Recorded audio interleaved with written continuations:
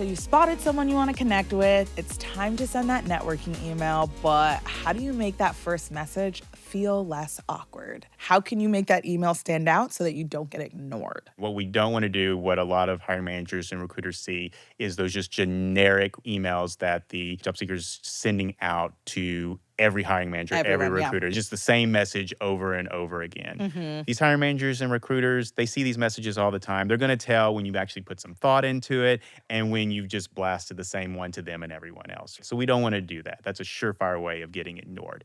We want this to be a little bit personable. We want to take some thought into our email. We want to talk about who we are, what our top skills are, but also what can we offer to that employer? What's what we call our value proposition. Those sorts of things are what the recruiters and hiring managers are really looking for when they're trying to pick out those candidates that they want to interview. So for people who don't know, like, what's a value proposition? A value proposition is essentially, this is what I could offer. In this case, this is what I could offer the employer. So basically your value. Yeah. What is your value? Is it too pushy to just reach out to the hiring manager directly for a job that you want? I think it's perfectly fine to do that as long as we are taking the time to put some thought into that message. I think it's perfectly okay. Now, we don't want to just keep messaging them. We can message them and maybe like in a week or two, if we haven't heard from them, we can do a follow-up. That's perfectly fine. But we don't want to be like messaging them every day. Don't harass them. That's when we reach the pushy territory. So you talk about what needs to be in the message, what doesn't need to be in the message. Does it make a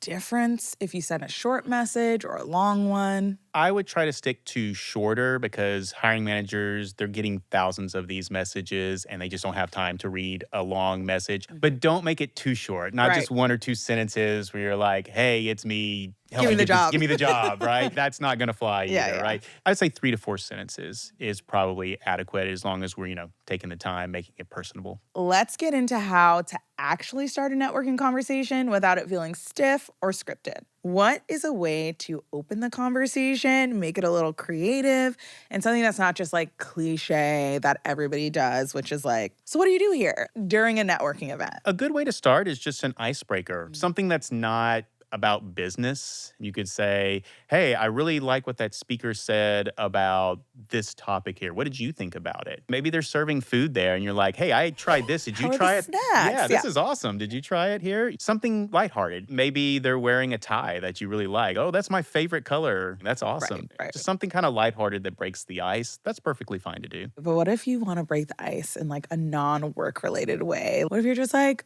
did you watch the recent episode of Love Island? Like, is that okay? It's okay, but keep in mind, you're approaching somebody that you don't really know all that well. It might be like, what is that? What are you talking about? And now all of a sudden it's awkward and you didn't even get to the business side of things, the stuff that you actually want to get to there. Stick to things that there's a more surefire chance that they're going to respond in a way that's going to keep the conversation going. Need some real-world networking tips that go beyond awkward messages? We've got advice that actually helps you get responses. Search for Indeed on YouTube. So at networking events, you're talking to everyone. If you only have 30 seconds, what's the one thing you should say? Yeah, so this 30-second thing, we call it an elevator pitch. Where does that come from? You get into an elevator with somebody you really want to make an impression with, and you have the length of the elevator ride to make that impression. For an elevator pitch, we're going to want to follow the 3 W's. First, who you are. That could be your job title or just how you professionally brand yourself. So if you're an accountant, and you're at a networking event for accountants, you could talk about that. Yeah, I'm an accountant as well, and kind of go into what you specifically do. It's a more general networking event. You may need to brand yourself a little bit more broadly here. And then that's something you need to think about is, how do I want people to know me as? Then number 2, we're going to do, what are your top skills? And that could change based on who you're talking to. What are the most relevant skills you want to highlight? And then 3rd is going to be, what is your value proposition? What could you offer that company, if you're speaking to somebody who's at a company you're interested in, or just in that industry, what could you offer that industry? So your elevator pitch depends on the audience, essentially. Yes, absolutely. So you might have different elevator pitches depending on who you're going to, but the core should still be there. You're not completely changing it up with each person. Could you dive a little deeper into that? How do you make one that's attention-grabbing? Well, first and foremost, we need to follow the 3 C's. We're going to be clear, concise, confident. Yeah. And another thing we want to do is we want to prepare. What we don't want to do is just try and wing it. Yeah. Just be like, yeah, I'll just figure it out as I'm talking here. Because what's going to happen? You're going to ramble. But we do want to kind of have our remarks prepared so we can be very confident in the way that we talk.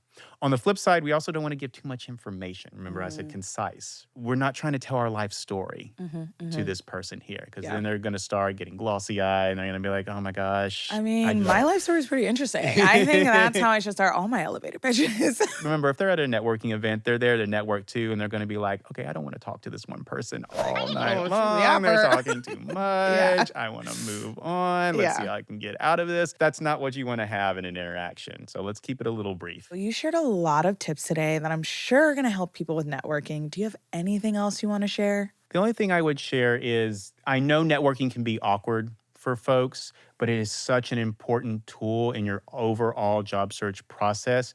Engage with it, be comfortable with the awkwardness, and practice, practice, practice. And that's all the time we have for today. So thank you so much for tuning in.